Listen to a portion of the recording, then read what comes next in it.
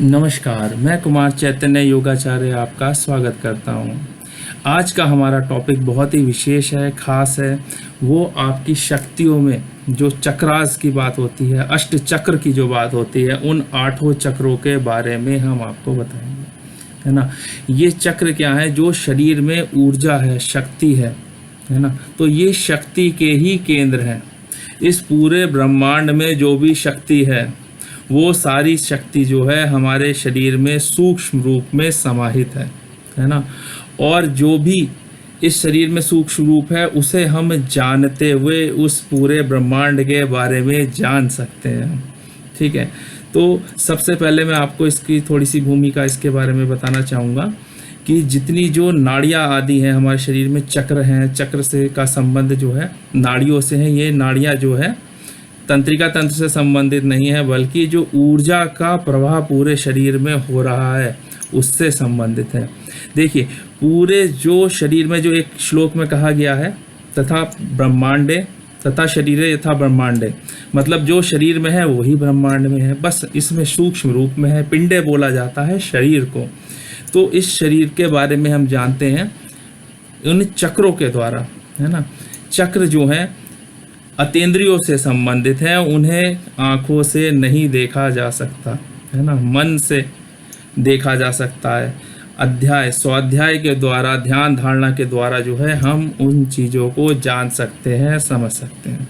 ठीक, तो सबसे पहले मैं आपको ये बताना चाहूँगा कि ये किस प्रकार से कार्य करते हैं। जो चक्र जहाँ पे है, जैसे अष्ट चक्र में बार बार बोल रहा हूँ, तो जो चक्र जहाँ पे है वहाँ से संबंधित जो भी अंग है उस अंग को वो प्रभावित करता है, संतुलित करता है। जब ये इम्बैलेंस होते हैं तो उस अंग से संबंधित कोई ना कोई रोग हो जाता है। तो इन चक्र का जागृत रहना, एक संतुलित अवस्था में बना रहना अत्यंत ही आवश्यक है। ठीक, तो सबसे पहले मैं आपको बताता हूँ, नीचे से ऊपर चलते हैं। चक्र आपको जैसे बेसिकली सबको पता है कि ये जो स्पाइन जो है हमारी, जो टेल बोन से लेके ऊपर तक पूरी कमर में चलते हैं, है ना, होते हैं सूक्ष्म रूप में। आंखों से नहीं देखे जाएंगे, काट के देखेंगे तो नहीं देख सकते।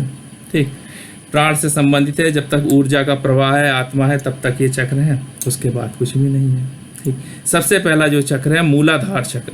जो मूल है, जो टेल बोन है, उसमें बोन के सबसे एंड पॉइंट पे नीचे जो है मूल में इसका स्थान है। ठीक है, दूसरे स्वरूप में ऐसे भी कह सकते हैं, जो जनन इंद्रियां हैं और जो मलमूत्र का स्थान है, उसके मध्य में इसका स्थान बताया गया है। जो चेतना का अधिकांश लोगों के जीवन काल पर्यंत जो भी है, चेतना का स्तर यहीं तक रह जाता है, इससे ऊपर नहीं उठ पाता, है ना। उसके लिए ही सारे प्रयास किए जा रहे हैं कि ये चेतना का स्तर ऊपर उठे, है ना, ऊर्ध्वगामी हो। नीचे से प्राण अपान की बात होती है ना, नीचे से अपान को प्राण में मिलाना, मतलब नीचे से ऊपर ऊर्ध्वगामी बनाना, चेतना को उठाना, जिससे कि ज्ञान का उदय हो सके, जिससे कि स्वस्थता का प्राप्ति हो सके, है ना, आप जीवन सुगमता से जी सकें। तो उसी सब चीज़ों के बारे में बताया आज जा रहा है। ठीक है, पशुवृत्ति बोला जाता है ना, जो पशु होते हैं ना, उनकी चेतना का स्तर इसी सबसे नीचे वाले जो कोष्ठ है, जो सबसे नीचे वाला चक्र है, इस तक ही स्थिर रहता है। दूसरा जो आ जाता है इससे ऊपर होता है, जो नाभि के नीचे का स्थान बताया गया है, जो जनन इंद्रियां, जो जनन इंद्रियों का विशेष स्थान है। इसका संबंध वृत्तियों से है, इसका संबंध जो है अचेतना से है, क्योंकि इसमें जो है अचेतन रूप में जो है चीज़ें जो हैं संचित रहती हैं। ठीक है, स्वादिष्ठान चक्र स्वाद से संबंधित है। तीसरा चक्र जो इसके ऊपर ये जो नीचे के जो चक्र बताए ना, इनका एक बहुत ही महत्वपूर्ण चीज़ है, इन्हें ग्लैंड से भी कनेक्ट करके चलते हैं। इन दोनों का संबंध जो है, जो सबसे नीचे का ग्लैंड होता है अधिवृक्क ग्रंथि, जिसे एड्रिनल ग्लैंड बोलते हैं, उससे होता है। यदि ये चक्रास ठीक है तो ये ग्लैंड्स भी समझिए मान के ठीक तरीके से काम कर रहे हैं। चक्रों का ही जो स्थूल रूप है उसे ग्लैंड्स के रूप में आप आधुनिक विज्ञान के अनुसार समझ सकते हैं। तीसरे नंबर पे जो चक्र आ जाता है वो है मणिपुर चक्र, जिसका नाभि में स्थान है। नाभि के मतलब ठीक पीछे, बैकबोन, रीढ़ रज्जु में उसका स्थान बताया गया है। इस चक्र का ये महत्व है कि जितना भी शक्ति है यहीं से जो परिपाक यहीं पे होता है ना, भोजन का चयापचय आदि जितना भोजन प्रक्रिया इसी में होती है, तो उसी का जो है पूरे शरीर में ऊर्जा के रूप में संचालित होने का कार्य इसी चक्र के द्वारा होता है। ठीक, इसके ऊपर जो है इसका मेन महत्व जो ग्लैंड के रूप में है वो है अधिवृक्क ग्रंथि। अधिवृक्क ग्रंथि के ऊपर वाली जो है, जिसे बोला अग्न्याशय ग्रंथि, है ना, पैनक्रियास बोला जाता है जिसे, जिसमें कि पैनक्रियास यदि सही से काम ना करे तो सबको पता है मधुमेह आदि इस तरीके की मेटाबॉलिक चीज़ें खराब होती हैं और मधुमेह हो सकता है, शुगर की बीमारी जिसे बोलते हैं, तो इससे संबंध है इसका, इम्बैलेंस होने की कंडीशन में ऐसा होता है। ठीक, इसके ऊपर आ जाते हैं, चौथा चक्र बताया गया है वो है अनाहट चक्र, जिसका संबंध मेन भावनाओं से है ना। भावनाएं किस प्रकार से संचालित होती हैं, और इसका मेन स्थान है जो हृदय है उसके दाहिनी ओर बैकबोन में उरु के पीछे का जो स्थान है, जो वक्ष स्थल है, जिसे जो रिब्स के बीच का स्थान है, पीछे की तरफ बैकबोन में इसका स्थान बताया गया है। ठीक है, ये जो है भावनाएं किस प्रकार से काम करती हैं, और ग्रंथि की भी बात हो रही है जैसे साथ साथ, तो थाइमस ग्लैंड है जिसका संबंध जो है हमारे किससे है, हमारी जो है जो शक्तियाँ जो हैं जो कार्य करती हैं उन शक्तियों से इसका संबंध है ना।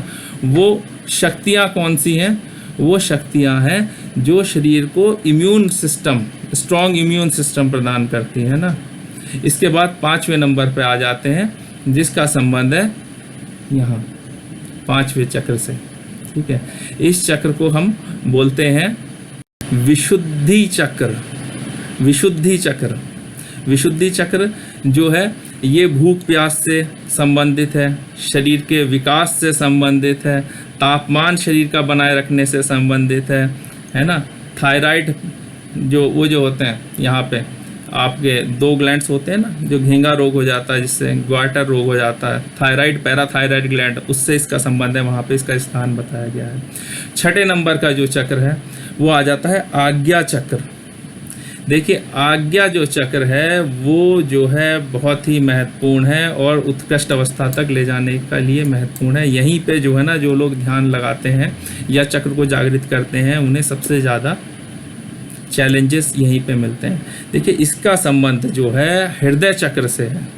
देखिए हृदय का जो संबंध था, अनाहट चक्र का जो संबंध था वो तो हृदय फेफड़े आदि रुधिर परिसंचरण तंत्र से था ही, लेकिन ये चक्र भी जो है हृदय चक्र से समाहित सम्मिलित होकर कार्य करता है और भावनाओं को किस प्रकार से प्रवाह होना है, किस प्रकार से भावनाओं की स्थिति है, कार्यों का संपादन किस प्रकार से होना है, उसके लिए इसका महत्वपूर्ण स्थान है।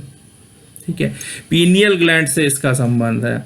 इसके बाद आ जाते हैं 7वें चक्र के रूप में जो ललाट चक्र और मनस चक्र भी बोलते हैं, इसे ललाट चक्र भी बोला जाता है ना। तो ये जो चक्र है इसका संबंध पीयूष ग्रंथि से है ना। पीयूष ग्रंथि जिसे मास्टर ग्लैंड बोलते हैं, जो सारे शरीर की संतुलन को बना के रखती है। इसके बाद आ जाता है सबसे लास्ट में सहस्त्रार्थ चक्र, जो आनंद की पराकाष्ठा है ना। देखिए मन जो है, मन यदि संतुलित है, ये एक तरीके से बैरियर है।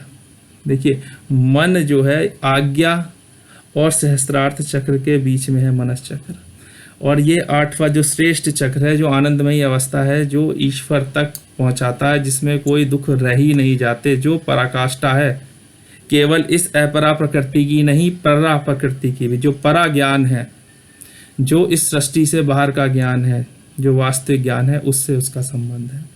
तो ये आपको जो है पूरे 8 चक्र के बारे में बताया।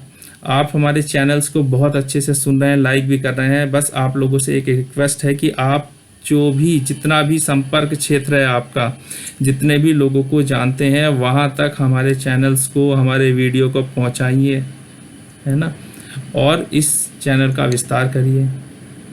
धन्यवाद।